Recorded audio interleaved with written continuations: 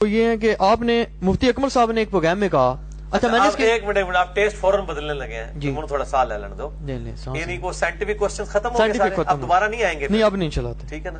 اچھا اب یہ ہے کہ اب علماء والے سوالات لگے، فرقوں والے اے سوال کو شاہ جی جڑا ساڈا ٹاپک سی وہ یہ ہے کہ یہ میں نے ویڈیو پہ دیکھی ہے اور آپ نے واقعی بڑی زیادتی کی ہے، مطلب مفتی اکمل جیسا جو ایک شریف نفس بندہ ہے بظاہر ہے، تو اندر کے معاملات ہم کیا کہہ سکتے ہیں، لیکن وہ شریف آدمی ہے میرے خیال میں، تو ان کے بارے میں آپ نے جو ہے نا بڑے وہ ہلکے قسم کے الفاظ بولے ہیں، میرے خیال سے آپ کو شاید یاد ہو کیا بولے تھے؟ نیم میں نے ان کو کہا ہے، نام لے نہیں وہ آپ نے میرے خیال ہے وہ کلپ بھی جوڑا ہے ان کے ساتھ، وہ آپ نے میرے خیال سے کہا ہے کہ ان کو پتہ نہیں شرم نہیں آئی ہے، اس قسم کے کوئی الفاظ بولے ہیں کہ جناب یہ دیکھو جی کہہ رہے ہیں جی امام شافعی کی حدیث ہے، ان کو یہ نہیں پتا، وہ آگے وہ جو بندہ نہیں جو آپ کے پیچھے ہاتھ دھو کے پڑا ہوا وہ مولانا، اس نے ایک بار ویڈیو کی گالیاں بھی خراب نکالی، تو میرے بھائی اتنے مولانا نہیں وہ ایک ہے جو 50-52 ویڈیو آپ کے ہوں گے کوئی میرے بھائی، وہ گالیاں بھی اس نے دی، اس نے کہا جی یہ دیکھو ان کو شرم نہیں آئی، خود گالیاں دی مجھے، اور نہیں اکمل صاحب نے تو نہیں دی نا، نہیں انہوں نے، اس بندے نے دی، وہ کہتے ہیں جی ان کو شرم نہیں آئی کہ ان کو یہ بھی نہیں پتا کہ یار دنیا میں کوئی ایسا جاہل بندہ ہو سکتا ہے کہ جو یہ کہے کہ یار امام شافعی کی حدیث ہے، کہتے ہیں کتنی بڑی انہوں نے بےمانی کی ہے انجینئر صاحب جاہل نے، وہ بھی جاہل ہی کہتا ہے جی ان کو شرم نہیں آئی کہ یہ جناب یہ کہہ رہے ہیں کہ یہ امام شافعی کی حدیث ہے، کہتے ہیں دنیا میں کوئی بندہ ہے جو کہ جی امام شافعی کی حدیث ہے، وہ کہتا ہے یار وہاں یہ کمل صاحب نے یہ کہا تھا کہ امام شافعی کی دلیل یہ حدیث ہے، نہیں تو یہی ہم بھی یہ کہہ رہے ہیں نا، ہم کبھی کہہ رہے ہیں کہ مفتی اکمل صاحب کو نہیں پتا، اس نے تو ایسے پیش کیا، وہ کہتا ہے جی انجینئر یہ دیکھو مفتی اکمل اتنے جاہل ہیں کہ انہوں نے کہا جی امام شافعی کے نہیں وہ میں نے کہتے ہیں حدیث تو رسول اللہ کی، جی بالکل صحیح ہے۔ مفتی اکمل صاحب کے بارے میں پہلے عرض کروں، مفتی اکمل صاحب میرے استاد ہیں، میں نے تسی کو کہ ساری تواڈے استاد نے سارا دی باغی ہو، 1996 میں نے مفتی اکمل صاحب کے ساتھ واکنٹ کے اندر اعتکاف کیا ہوا ہے، ٹھیک ہے، اس وقت میں انجینئرنگ یونیورسٹی میں سیکنڈ ایئر میں پڑھتا تھا، تو میرے استاد بھی ہیں، میں نے ان سے بہت کچھ سیکھا ہے اور میں ان کو ایک مہذب اسکالر مانتا ہوں، اس میں کوئی شک نہیں ہے۔ باقی جو ان کے عقائد و نظریات ہیں وہ کٹر قسم کے بریلوی ہیں، اور انہوں نے ایک نیوٹرلزم کا لبادہ ضرور اوڑھا ہوا ہے لیکن وہ ہے نہیں ہے۔ اس کا سب سے بڑا ثبوت یہ ہے کہ جب ان کا وہ دوسرے وہ جو ایک بڑے منہ پھاٹ قسم کے مولانا صاحب ہیں مظفر شاہ صاحب سے جب معاملہ ہوا تو اس میں دیکھ لیں انہوں نے گھٹنے ٹیک دیے، بد مذہب کے پیچھے نماز پڑھنے کا مسئلہ، اور وہ احمد صاحب ریلوی صاحب کے فتاوا لے کے الٹیمیٹلی وہ پیچھے بیک فٹ پہ چلے گئے۔ یہی ثبوت ہے ان کا کہ وہ اپنے مسلک کے خلاف آواز نہیں بلند کر سکتے۔ ایک چھوٹی سی آواز بلند کی انہوں نے، اور اس میں بھی احمد صاحب ریلوی صاحب کے فتاوا انہوں نے پڑھے۔ احمد صاحب ریلوی صاحب نے ہر جگہ لفظ وہابیہ وہابی لکھا تھا، وہ اس پہ اسکرین شاٹ بھی دکھا رہے ہیں، وہابی لکھا ہے، لیکن جب پڑھتے ہیں تو اس کو پڑھتے ہیں بد مذہب۔ تو یہ تو ان کا مہذب پن ہے کہ وہ اہل حدیث کو، جن کو احمد صاحب ریلوی صاحب وہابی کہتے تھے، ان کو مفتی اکمل صاحب وہابی کی بجائے بد مذہب پڑھ رہے ہیں، تو ماشاءاللہ ان کی شائستگی تو آپ کے پر یہاں ہوگی۔ یہ شائستگی ساری ان کی اپنے بزرگوں اور اپنے علماء کے لیے، دوسروں کے لیے وہ بد مذہب کا لفظ استعمال کرتے ہیں۔ اس سے بڑی تو کوئی غیر شائستگی نہیں ہو سکتی کہ آپ دوسرے کو بد مذہب کہتے ہیں، حالانکہ وہ بھی آپ کے مذہب کے اوپر ہی، آپ کے دین کے اوپر ہی ہے۔ باقی جو میں نے بات کی تھی امام شافعی کی حدیث ہے، اس سے مراد قطن میں نے بھی یہ نہیں لیا تھا، وہ بات ایک مختصر وہ ہو رہی تھی، ایک آپ سمجھیں کہ ایک جو ہے نا فی البدی گفتگو ہو رہی تھی میری، وہ میں نے کوئی پراپر ریکارڈنگ نہیں اس نے کہی ہوئی لکھ کے سامنے، تو اس میں نے کہا امام شافعی کی حدیث ہے، وہ یہ کہہ رہے تھے، ظاہر ہے ان کی دلیل کی بات ہو رہی تھی۔ میں نے کب یہ کہا ہے کہ جی انہوں نے یہ کہا کہ امام شافعی جو ہے وہ نبی صلی اللہ علیہ وسلم کی جگہ لے رہے ہیں، میں نے یہ اس میں پھر میں نے جواب بولا کہ یہ نبی علیہ السلام کی حدیثیں ہیں، یعنی یہ باتیں تم نہ کرو کہ یہ شافعی کی حدیث ہے، یہ ابو حنیفہ کی حدیث ہے، یعنی دلیل ان کی ہے۔ یہ دلائل تو سارے ہمارے اپنے ہونے چاہیے۔ اگر بخاری میں ایک حدیث آ گئی ہے، وہ امام شافعی دلیل بنا رہے ہیں، تو کس پاڑے سے سننی ہے؟ تو انہوں دلیل نہیں پابندہ، انکار کر دے پھر اس کتاب کا۔ اگر تو اپنے آپ کو سنی کہتا ہے اور بخاری کو تو صحیح مانتا ہے، اس کے بدلے میں جامعہ ترمذی سے تو جعلی روایت بیان کر رہا ہے کہ نبی صلی اللہ علیہ وسلم پنجوں کے بال اٹھا کرتے تھے، اس کے ساتھ امام ترمذی نے خود لکھا یہ روایت جعلی ہے، تو وہ کیوں نہیں بتایا؟ جس کو تم نے دلیل بنایا ہے وہ تو جعلی روایت تھی۔ اور پھر جو انہوں نے نبی صلی اللہ علیہ وسلم کی توہین اس میں کی ہے مالک بن حویرث کے حوالے سے کہ آپ صلی اللہ علیہ وآلہ وسلم جو ہے وہ جب بوڑھے ہو گئے تھے تو پھر وہ بیٹھ کے اٹھا کرتے تھے، حالانکہ آپ صلی اللہ علیہ وسلم نے مالک بن حویرث کو اس وقت کہا تھا سلو کما رأیتمونی اصلی، جس طرح مجھے نماز پڑھتے ہوئے دیکھا اس طرح تم نماز پڑھنا۔ آپ کا کام تھا کہ آپ بتاتے کہ اب تو میں بوڑھا ہو گیا ہوں، جس طرح میں جوانی میں نماز پڑھا کرتا تھا اس طرح نماز پڑھنا کرنا۔ اور مالک بن حویرث میں ہمیشہ بیٹھ کے اٹھا کرتے تھے، وہ کہتے تھے میں نے نبی علیہ السلام کو اس طرح دیکھا ہے، اور آپ نے ان کو فرمایا تم اس طرح نماز پڑھو جس طرح کہ میں نماز پڑھتا ہوں۔ تو ہم نے کہا تھا نبی صلی اللہ علیہ وسلم پہ بھی جھوٹ باندھا ہے کہ آپ بوڑھے ہو گئے تھے، اس کمزوری کی وجہ سے آپ اس طرح جو ہے وہ بیٹھ کے اٹھا کرتے تھے. جلسہ استراحت کا مذاق اڑایا ہے, اور میں بالکل اس پہ کہتا ہوں. باقی رہا, میں نے ان کے لیے ایک انڈائریکٹلی لفظ شیطان کا بھی استعمال کیا تھا. جی ہاں, میں نے یہ نہیں کہا تھا مفتی اکمل صاحب شیطان ہے, میں نے ایک جنرل بات کی تھی, اور ظاہر ہے میں انہیں کو ہی کہنا چاہ رہا تھا اس حوالے سے. باقی اگر کسی کو برا لگے تو میں معذرت کر لیتا ہوں, لیکن مجھ سے بھی کوئی پوچھ لینا میں علماء کے لیے جنرلائز شیاطین کا لفظ کیوں استعمال کرتا ہوں, ان علماء کا جو پبلک کو دھوکہ دے رہے ہیں. میری کسی نے مجھ نہیں کھولی پائی, میں بار بار گل کراں گا. قرآن نہیں کہتا من الجنتی والناس, شیاطین وہ ہیں جو جنوں میں بھی ہیں اور انسانوں میں بھی ہے نا. جنوں والے تو ہم نے نہیں دیکھے ہوئے ہیں, یقیناً ساتھ اٹیچ ہیں. انسانوں والے شیاطین قرآن کس کو کہتا ہے؟ جو قرآن اور سنت کے خلاف عقائد لوگوں کو بتاتے ہیں. تو وہ کیا عمران خان صاحب بتا رہے ہیں, یا نواز شریف صاحب, یا زرداری صاحب بتا رہے ہیں کتاب و سنت کے خلاف دلائل, جو قرآن و سنت کے خلاف تعلیمات ہیں عوام الناس کو, وہ کون بتا رہی؟ کون سی کیٹیگری ہے وہ؟ کوئی کرکٹر بتا رہا ہے, کوئی پولیٹیشین بتا رہا ہے, کوئی فوجی بتا رہا ہے, کوئی ایجنسی کا بندہ بتا رہا ہے, یا علماء بتا رہے ہیں؟ دسو نا شاہ جی, علماء ہی بتا رہے ہیں نا قرآن و سنت کے خلاف. تو پھر ہم شیاطین ان کو, اور ماشاءاللہ یہ خود ایک دوسرے کو شیاطین کہتے ہیں. احمد صاحب بریلوی صاحب نے حسام الحرمین کے اندر رشید احمد گنگوئی, اشرف تھانوی, ان سب کو کہا شیطان اور قادیانیوں کے دم چھلے.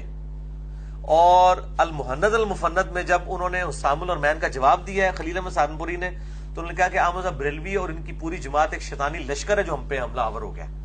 جو بندی علماء اور بڑے بڑے علماء, آج کل کے للو پنجوں کی نہیں میں بات کر رہا, یہ چھوٹے چھوٹے علماء کی نہیں بات کر رہا, جن کے اوپر پورے مسلک کھڑے ہیں, وہ احمد صاحب بریلوی صاحب کو شیطان کہتے ہیں, اور احمد صاحب بریلوی صاحب دیوبندی بڑے علماء کو شیاطین کہتے ہیں. جب یہ ایک دوسرے کو شیاطین خود کہہ رہے ہیں, تو جناب اسی اگر تھوڑا بھی چیزا پا لے تو چلو میں کہنا میں الفاظ واپس لینا ایز پر دیوبندی جو شیطان ہے, اور جب میں دیوبندیوں کو بات کروں تو میں کہوں ایز پر بریلوی علماء جو آپ شیاطین ہیں. کہتے دوسرے ایک دوسرے کو رہے ہی ہو, میں کو نوی غلط نہیں بھی چکڑ لی. مطلب عقیدے کی حد تک آپ یہ بات کرتے ہیں تو عقیدے صحیح چیز ہے, باقی چیزیں تو بڑی چھوٹی ہیں.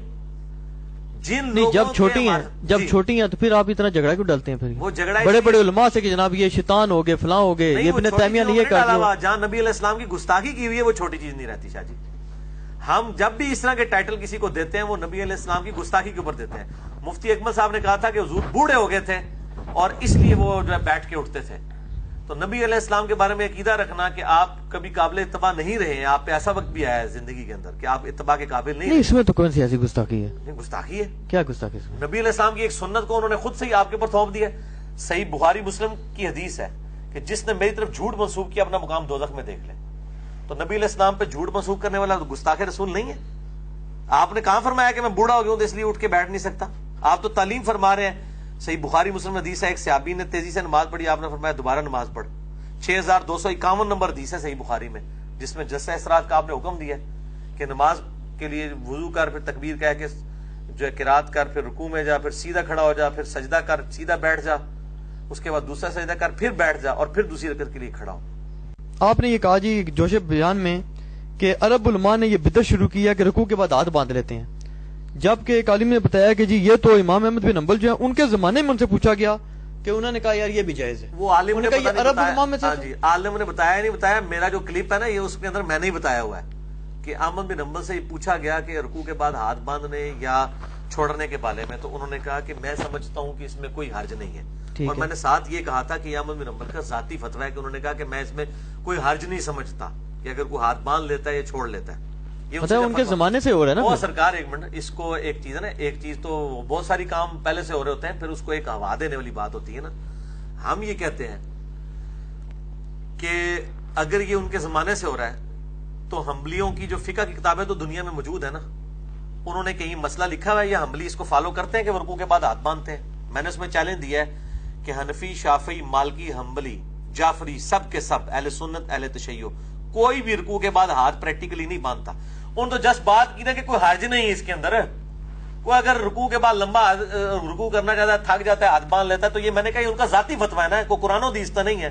قرآن و حدیث کے دلائل کے اندر, اور یہ میں نے نہیں جناب کہا کہ یہ بدعت علماء عرب کی ہے, یہ شیخ البانی صاحب نے کہا ہے. وہ جن مولویوں کی آپ بات کریں ان کے روحانی ابا جی شیخ ناصر الدین البانی صاحب نے یہ اپنی جو ہے کتاب صفت الصلاۃ النبی جو انہوں نے کتاب لکھی ہے اس میں شیخ البانی نے لکھا ہے کہ رکوع کے بعد ہاتھ باندھنا یہ نجدی علماء کی بدعت ہے. مجھے کوئی اس بات میں کہنے میں آر نہیں ہے کہ یہ بدعت ان کی ہے. یہ نہیں انہوں نے بتایا ہوگا, وہ بتا بھی نہیں سکتے, کیونکہ وہ ایک بزرگ کو بتاتے تھے نا, دوسرا بزرگ رگڑے میں آ جاتا تھا. یہ اعتراض اہل حدیثوں نے کیا نہیں, وہ اگر بریلوی کرتے وہ تو بڑھ چڑھ ظاہر ہے جی, جن کو چندہ آ رہا ہے انہوں نے اعتراض کرنا ہے. بریلوی کرتے تو وہ تو بریلوی جو بندی انہوں نے تو کرنا ہی نہیں تھا. جنہوں نے چندہ آ رہا ہے بھائی انہوں نے اعتراض کرنا ہے نا. علماء عرب ہوتے تھے, اعتراض جدو اسی کرنا ہے. اچھا چلے اس کو تو چھوڑ دیں. ان کو کہ میں نے علماء عرب کے اوپر باقی اتنے اعتراضات کیے ہیں, کیا وہ اعتراضات ویلڈ نہیں ہے کہ انہوں نے یہ جو جلسہ اسراج چھوڑ دیا ہوا ہے, یہ میں نے کہا, اور یہ جو بار بار گونے ایسے کرتے ہیں, ہاتھ چھوڑ دیتے ہیں, ایک دم نماز پڑھتے ہیں, پھر ایسے باندھ لیتے ہیں, پھر چھوڑ دیتے ہیں, جو اس طرح نان سیریز قسم کی نماز پڑھے تو ان کی وکالت نہ کریں گے لوگ. ہم یہ کہتے ہیں شیخ البانی نے یہ لکھا, اور میں شیخ البانی کے ساتھ ہوں کہ اس بدعت کو ہوائی نجدیوں نے دی ہے, نجدی علماء نے. اچھا, امام مسلم کے مقدمے میں آپ نے ایک جگہ بات جوش خطابت میں کر دی کہ جی یہ جو ہے نا امام مسلم نکلی ہے, لکھ دیا کہ جی ضعیف حدیث جو ہے نا ان فضائل میں نہ جی بالکل مردود ہے. وہ انہوں نے جناب کہا, کہتے ہیں جی اس میں کس جگہ لکھا ہے یہ؟ تو ان کو کہ میں نے جس جگہ سے یہ بات پڑھی ہے نا صحیح مسلم کے مقدمے میں کہتے ہیں کہاں لکھا, پڑھیں. وہ کہنے کا لوگوں کو کہ ساروں کو پڑھیں. جی جی بالکل پڑھیں. لکھا ہے سرکار پھر لوگ ہی پڑھ کے فیصلہ کریں کہ امام مسلم نے یہ بات لکھی ہے کہ نہیں لکھی. کہ اور انہوں نے سے بھی بڑی بات لکھی ہے, انہوں نے کہا کہ جو علماء اپنی کتابوں میں ضعیف روایتیں جمع کر رہے ہیں اور ان کی صحت کو نہیں بیان کر رہے ہیں, یہ علماء صرف اس چکر میں ہے کہ ہمارے پاس لمبی لمبی روایتیں, زیادہ روایتیں ہماری کتابوں میں آ جائیں, یہ علماء جاہل کہلانے کے حقدار ہیں عالم کی بجائے. انہوں نے تو ایسے علماء کو جاہل کہا ہے جو صحیح ضعیف کے فرق کے بغیر زیادہ جو ہے وہ اپنی کتاب کے اندر روایتیں جمع کر رہے ہیں. اب آپ نے لکھا ہے کہ مردود ہیں. جی بالکل انہوں نے لکھا ہے. انہوں نے کہا ہے کہ چاہے امر اور نواہی ہو, ترغیب ہو, ترہیب ہو, اسی کو فضائل کہا جاتا ہے نا. مولوی نانو بدل, ترغیب کہتے ہیں کسی نیک عمل کی ترغیب دلانا, ترہیب کہتے ہیں اس سے ڈرانا کسی برے عمل سے. وہ کہتے ہیں کسی بھی معاملے میں ضعیف روایت قابل قبول نہیں ہوگی. اور یہ امام مسلم کا مقدمہ ہے. وہ اس مولوی صاحب کو کہیں کہ اپنے بڑے علماء سے پوچھیں. یہ بات تو ڈاکٹر طاہر القادری صاحب کو بھی پتا ہے.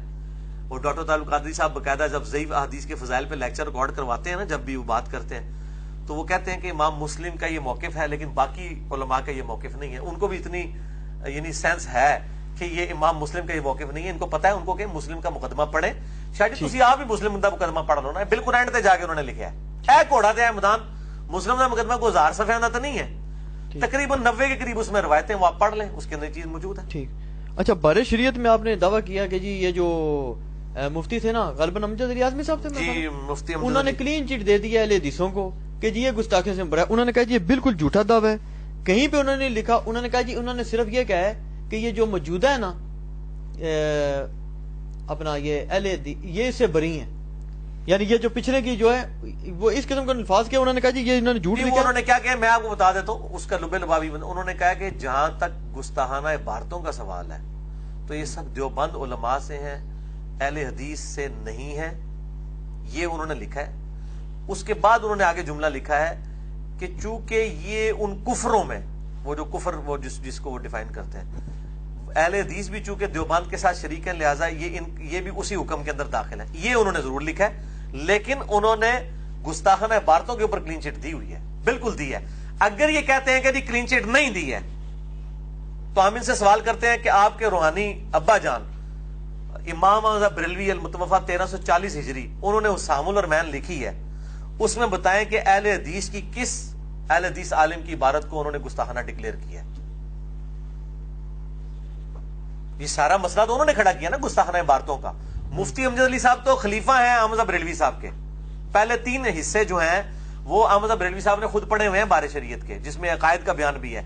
تو حسام الرحمن کے اندر جو احمد بریلوی صاحب نے گستاخانہ عبارتوں کے اوپر گرفت کی ہے, اس میں بتائیں اہل حدیث کی کون سی عبارت ہے. دیوبند کی لکھی ہوئی ہے انہوں نے. میں اہل حدیث کا وکیل نہیں ہوں, میں اہل حدیث کے بزرگوں کی کئی عبارتوں کو گستاخانہ سمجھتا ہوں, ٹھیک ہے, میں ان کا کوئی وکیل نہیں ہوں. میں سب سے بڑی ان کی گستاخی یہ سمجھتا ہوں کہ وہ اسماعیل دہلوی کو سپورٹ کرتے ہیں, ٹھیک ہے. اب آ کے اہل حدیثوں نے انکار کرنا شروع کر دیا اسماعیل دہلوی سے. طالب الرحمان صاحب نے, عریف قریشی صاحب کے مناظرے میں. باقی اسماعیل دہلوی کی جو کتابیں ہیں نا ان میں گستاخانہ عبارتیں موجود ہیں. احمد بریلوی صاحب نے وہ بھی شامل اس میں نہیں کی ہیں, لیکن انہوں نے اس لیے شامل نہیں کی کہ انہوں نے الگ سے اپنی کتاب کے اندر یہ لکھا ہے کہ چونکہ اس کی توبہ مشہور ہو چکی تھی, لہٰذا میں صرف عبارتوں کے اوپر کفریہ فتوے دیتا ہوں. عبارتوں پہ تو کفریہ فتوے ہیں, میں بھی سمجھتا ہوں کہ یہ عبارتیں کفری ہیں تقویت الایمان کی, شاہ اسماعیل دہلوی کی. میں نے اچھا یہ بتائیں, اس سے یہ سوال بھی ویسے پیدا ہوتا ہے کہ آپ کی نظر میں 1400 سال میں آپ کے علاوہ کون سا ایسا عالم گزرا ہے کہ جو گستاخ نہ ہو؟ یہ تو سوال پیدا ہوتا ہے ویسے. ہاں جی بالکل سوال پیدا ہوتا ہے. میں یہ کہتا ہوں کہ ان 1400 سال کے اندر کس عالم دین کی جو میں نے گستاخی نکالی ہوئی ہو, ان 1400 سال کے اندر اس گستاخی کو لوگ ایمان کا حصہ سمجھتے ہوں. مثلا میں نے اگر خواجہ معین الدین چشتی المتوفا 633 ہجری کی کتاب سے چشتی رسول اللہ ثابت کی ہے, تو 1400 سال میں کس نے کہا کہ چشتی رسول اللہ اسلام کا حصہ اور یہ گستاخی نہیں ہے؟ آج بھی کسی بریلوی سے پوچھنے وہ کہے گا کلمہ کفر ہے. ٹھیک ہے. اسی طریقے سے اشعری رسول اللہ جو کلمہ ہے وہ کون سا مطلب مسلمان ماننے کے لیے تیار ہے کلمہ صحیح ہے؟ تو میں نے جتنی بھی گستاخیاں بتائی ہیں یہ تو وہ گستاخیاں ہیں جو واقعی یہ مانتے ہیں, ان کی ڈاکٹرائن میں وہ گستاخی ہیں. مجھے بتائیں کہ جی یہ آپ نے یہ جو فلاں گستاخی بتائی ہے یہ گستاخی نہیں ہے, یہ کتاب و سنت سے ثابت ہے, پھر آپ مجھ سے بات کریں گے نا. باقی 14 سال میں کون ہے یہ حساب کتاب تو اللہ تعالیٰ نے رکھنا ہے. میرا اپنے بارے میں بھی کوئی دعویٰ نہیں ہے. میں تو انتہائی مطلب جو جن لوگوں نے, جن علماء اور بزرگوں نے اسلام کو نقصان پہنچایا, میں ان کا بہت بڑا گستاخ ہوں اور مجھے فخر ہے اس گستاخی کے اوپر. اور جنہوں نے اسلام کی خدمت کی ہے میں ان کا کوئی گستاخ نہیں ہوں. آپ نے کبھی سنا ہو کہ میں نے امام بخاری رحمہ اللہ کے اوپر کوئی گستاخی کا الزام لگایا ہو, امام مسلم کے اوپر کبھی لگایا ہو کہ وہ گستاخ رسول تھے؟ یہ لوگ ہیں, میں ان کو گستاخ رسول نہیں سمجھتا ہوں الحمدللہ. تو میں نے ان کے اوپر الزام نہیں لگایا. اب 14ویں صدی کے علماء یا جن کی کتابیں جو ہیں وہ یہ سمجھتے ہیں ان بزرگوں کی. نہیں, لوگ تو کہنے والے تو کہتے ہیں جی انہوں نے بہت بڑی گستاخیاں کی, ایسی روایتیں کیوں لکھتے رہے؟ کون سے؟ یہ جیسے آپ کو بھی بتایا جو اعتراض کرنے والے لوگ ہیں وہ ان روایتوں کو خود بھی صحیح مانتے ہیں, لہٰذا ہم ہم سے نا یہ مقدمہ لڑے. نہیں یہ نہیں, وہ دوسری پارٹی کی بات کر رہا ہوں. وہ تو لوگ ہی اولا گیا نا. ابھی جو ہمارے کمپٹیٹر ہیں وہ ان ساری روایتوں کو صحیح سمجھتے ہیں. ٹھیک ہے, تو ہمارا ان کا جھگڑا نہیں ہے اس کے اوپر. اور نبی صلی اللہ علیہ وآلہ وسلم کی کوئی شخصیت عام شخصیت نہیں تھی, آپ کے ذریعے دین بٹنا تھا. لہٰذا آپ صلی اللہ علیہ وآلہ وسلم کی جو آئلی زندگی ہے, آپ کی جو ذاتیات ہیں, آپ کی بیویوں کے معاملات, یہ پبلکلی ڈسکس ہوں گے. اس میں کون سی گستاخی والا مسئلہ ہے؟ اور یہ میں بتاؤں منکرین حدیث آدھی حدیثیں پیش کرتے ہیں. یہ بخاری سے حدیث لے کے آتے ہیں کہ اما عائشہ نے کہا کہ نبی صلی اللہ علیہ وآلہ وسلم حالت حیض میں بھی بیویوں کے ساتھ مباشرت کرتے تھے.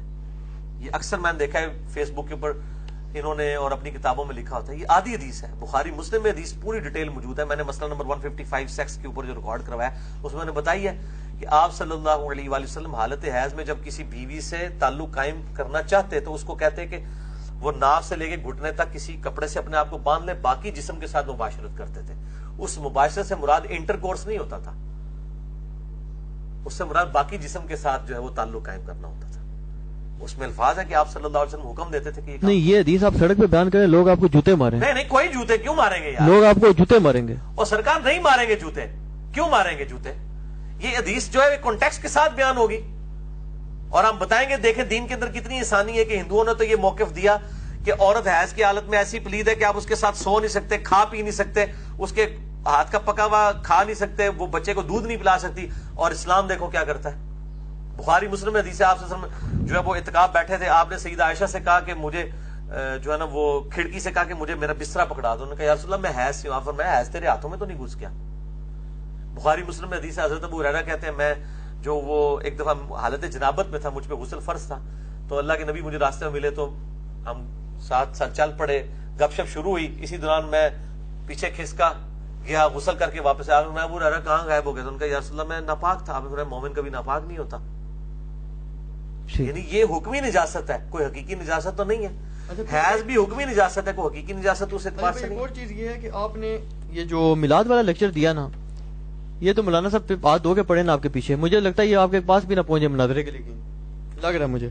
یہ جناب انہوں نے کہا جی کہ آپ نے مولانا صاحب یہ کہا جی کسی مولانا کا کو اس طرح پرٹیکولر نہ کریں, آپ جنرل بات کریں.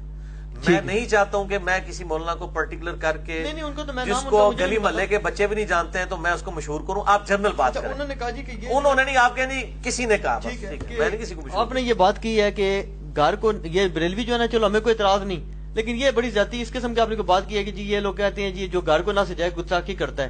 اس نے کہا کتنی جہلانہ بات ہے. ایک مفتی کا انہوں نے کہا ہمارا چیلنج ہے, دکھا دے فتوا کہ جی جو میلاد النبی پہ گھر نہ سجائے وہ گستاخ رسول ہے. بالکل. کس نے فتوا جی فتوا ہے مفتی امجد خان نعیمی صاحب کا. کیا فتوا ہے؟ مفتی امجد خان نعیمی صاحب نے فتوا شعر کی شکل میں کہا ہے جو ہر بریلوی کے بچے کو یاد ہے. نثار تیری چہل پہل پہ ہزاروں عیدیں اے ربیع الاول, سوائے ابلیس کے جہاں میں سبھی تو خوشیاں منا رہے ہیں. تو یہی مولوی ہے نا جو کہتا ہے کہ جی شیطان اور یہ الفاظ استعمال کرتے ہیں. اس کا مفتی تو سارے کے سارے نان بریلویوں کو شیطان کہہ کے گیا.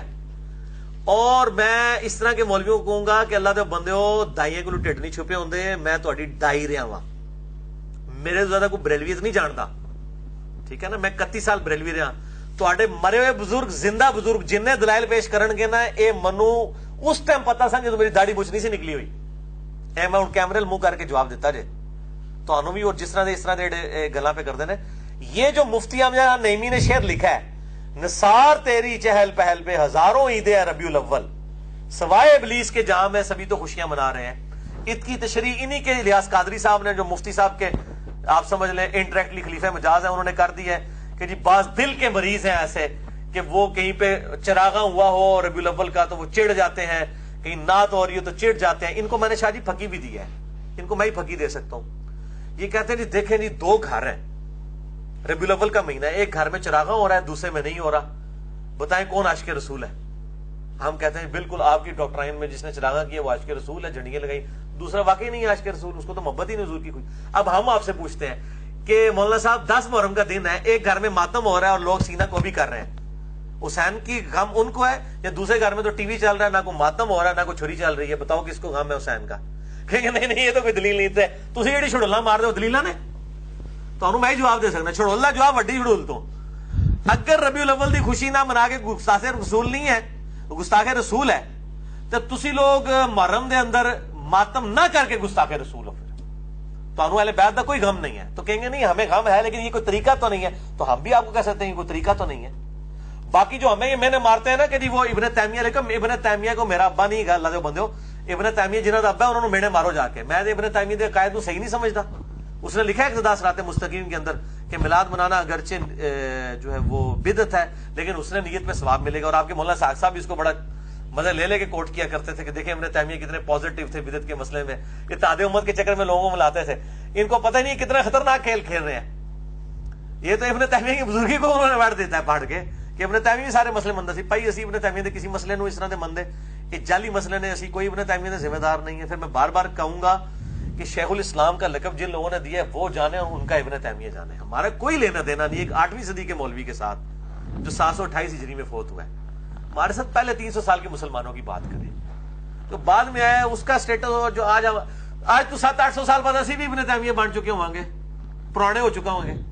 کہاں کہ 800 سال پہلے انجینئر صاحب, میری تو ویڈیو بھی ہوں گی ابن تیمیہ کی, تو کتابیں پتہ نہیں رہتی ان کے نہیں. ہونی فتاوی ابن تیمیہ میں جب ہم گندگیاں نکال رہے ہیں تو شیخ زبیر صاحب بھی کہتے تھے یہ تو پلوٹڈ کتاب ہے, اس میں تو سٹ اور جھوٹ مکس ہو گیا, یہ کتاب ہو سکتا ہے ان کے فتاوی ہی نہ ہو. نہیں, شیخ زبیر صاحب کی چلے آپ نے بات کی ہے, بہت بڑے عالم ہے, آپ ان کو بڑا کوٹ بھی کرتے ہیں, ابن تیمیہ سے اوپر رکھتے ہیں. مجھے اب یہ بتائیں نا, میں تو شاید آپ کو بھی کسی معاملے میں ابن تیمیہ سے اوپر سمجھتا نہیں, وہ میں نہیں سمجھ, آپ اس کو چھوڑیں. میں آپ کے جو عقیدہ توحید ہے نا, اہل حدیث کی عوام کا جو عقیدہ توحید ہے وہ ابن تیمیہ سے 1000 گنا بہتر ہے, کیونکہ وہ سماع موتا کا قائل تھا, اور وہ کہتا تھا عام مردے بھی جو ہے نا ان کی قبروں میں بھی ان کے جو ہے نا ماننے والوں کے نام مال پیش ہوتے ہیں. نہیں, آپ مجھے یہ بتائیں نا, تو میں اہل حدیثوں کے قائد کو ابن تیمیہ زبیر علی زئی صاحب جو ہیں ان کو وفات کے بعد کتنے سال تک لوگ یاد رکھیں گے؟ ابن تیمیہ کو ایسی ساری دنیا نے امام مانا ہوا ہے آپ کے خیال میں؟ تو میں ابن تیمیہ سے بھی بڑے اماموں کی بات کر دیتا ہوں, محی الدین ابن عربی. نہیں تو ہے نا امام, آخر اس کو اہل حدیث مانتے یہ تو وہ کہتے ہیں, وہ لوگ کہتے ہیں اہل حدیث مانتے ہیں, اس کو نہیں مانتے, کیا کرتے ہیں؟ تکفیر کرتے ہیں, تکفیر کرتے ہیں. تو اللہ کے بندے آپ کے بابے کی کسی نے تکفیر کر دی, میں تو نہیں کرتا ہوں تکفیر, لیکن وہ صوفی جو ہے وہ آپ کی مخالفت میں اگر کوئی کرنا چاہتے ہیں تو آپ کو کیا تکلیف ہے؟ وہ دونوں ایک طرف ایک بابا ایک کا بہت بڑا امام اعظم ہوتا ہے, دوسرے کو اس کی تکفیر کر دیتا ہے, تو ہمیں کوئی فرق نہیں پڑتا, کسی کی مشہوری سے تو کوئی فرق نہیں پڑ جاتا. ہم کہتے ہیں علمی بات کریں انشاءاللہ تعالی. کہنے والے تو یہاں تک کہتے ہیں مفتی ساق بھی شاید اسی میں شامل ہوں کہ جی ابن عربی امت میں ایک پیدا ہوا ہے, دوسرا پیدا ہی نہیں ہوا آج تک. ابن عربی جیسا بندہ قابل عالم میں نے تو پڑھا ہی نہیں, مجھے تو سمجھ نہیں. ابن تیمیہ بھی یہ کیا, اب کچھ اہل حدیثوں نے اپنے بچوں کے نام ابن تیمیہ رکھے, پہلے ابن تیمیہ کے نام کے کوئی بچہ میں نے تو نہیں سنا. یہ بات تو قابلیت کی ہے نا, آخر امت نے مانا ہوا ہے. تو قابلیت ہے نا, کوئی شک نہیں ہے قابلیت میں. قابلیت کا اگر آپ یہ مطلب سمجھتے ہیں کہ ان کی ساری بدعقیدگیاں میں مان لوں, وہ امام کے پیچھے فاتحہ پڑھنے کے قائل نہیں ہے, امام ابن تیمیہ جاری نمازوں میں, تو اہل حدیث مان لیتے ہیں کیا اس بات کو؟ ابن تیمیہ کے اس فتوے کو صحیح مان لیتے ہیں؟ ابن تیمیہ تو کئی مسئلوں میں تفرد رکھتے ہیں جو اہل حدیث کے قائل نہیں. تو اگر تفرد رکھتے ہیں تو میں تو میری نظر میں جو ان کا وقار بنا ہے وہ تو یہ بات سن کے بنا ہے کہ یعنی اندھا دھند مقلد تو نہیں ہے نا, مطلب آپ یہ کہہ سکتے ہیں جی ابن تیمیہ کا یہ موقف ہے چلو دوسرے کا زیادہ ٹھیک ہے، لیکن ابن تیمیہ کو زیرو سے ملٹیپلائی تو نہ کریں نا. ابن تیمیہ کو ہم زیرو سے ملٹیپلائی نہیں کرتے ہیں، ہم صرف یہ کہتے ہیں کہ ابن تیمیہ جو سٹیٹس انجوائے کر رہے ہیں نا وہ اس کے حقدار نہیں ہے. ان کے عقیدوں میں وہ خرابیاں موجود ہیں کہ ان عقیدوں کے ساتھ وہ اہل حدیث کے امام ہونے کے زیب نہیں دیتے. اہل حدیث کی جو عقیدہ توحید ہے وہ ابن تیمیہ کا نہیں ہے. آپ بات کیوں نہیں سمجھ رہے ہیں؟ ابن تیمیہ نے اقتداء صراط مستقیم میں وہ جو جعلی روایت ہے سنن دارمی کی کہ جب وہ یزید وہ گھوڑے باندھ دیے تھے یزید کے دور کے اندر مسجد نبوی میں، اور 3 دن تک مسجد قبر رسول سے اذان کی آواز آتی رہی تھی، اور وہ سعید ابن مسیب کہتے ہیں کہ میں اس کی آواز سے وہ جو ہے وہ نماز پڑھ لیتا تھا. ابن تیمیہ کہتے ہیں میں ان روایتوں کا انکار نہیں کرتا ہوں. ٹھیک ہے، نہیں تو ہو سکتا ہے ابن تیمیہ کے جو اصول ہوں وہ یہ ہوں کہ جناب یہ ضعیف چلتی ہے تو سرکار تو ان کے جب عقیدے ہیں تو پھر وہ اہل حدیثوں کے امام کہاں سے ہوئے؟ اہل حدیث تو انہی سارے مسئلوں کے اوپر گرجتے ہیں بریلویوں کے اوپر. پھر بریلویوں پہ ان کو نہیں گرجنا چاہیے نا. آپ بات کو سمجھے نا، اصولی بات کو. ہم ابن تیمیہ کو زیرو سے ملٹیپلائی نہیں کرتے. میں تو ہم سب بریلوی صاحب کو زیرو سے ملٹیپلائی نہیں کرتا ہوں.